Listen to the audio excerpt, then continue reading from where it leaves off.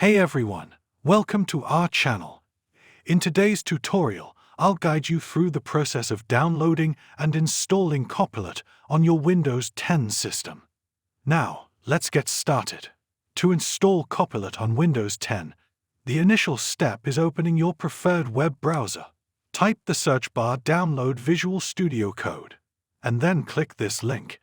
Here, you'll need to install Visual Studio Code to run Copilot on your Windows 10 system. If you've already got it installed, perfect.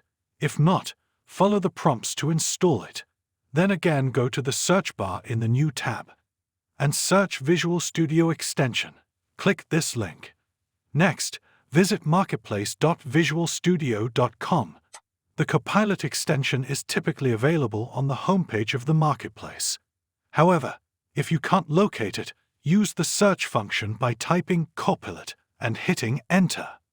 Once you've found Copilot, click on it. You'll be presented with the option to download Copilot. It's essential to note that Copilot currently offers a free trial, but ultimately, it's subscription-based.